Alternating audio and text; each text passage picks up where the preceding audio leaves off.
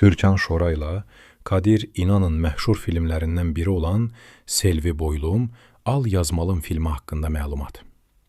Film 77-ci ildə çəkilmişdi. Filmdə kənd qızı Asya ilə İstanbuldan gələn KAMAZ sürücüsü İlyas kənddə tanış olurlar. Elə ilk baxışdan onlar biri-birinə aşiq olurlar. Onların arasında şiddətli bir sevgi yaşanır və onlar evlənirlər və uşaqları Samet dünyaya gəlir. Lakin İlyasın sərbəst həyat tərzi, qısqanclıq, spirt və xəyanət bu gözəl sevgini dağıdır.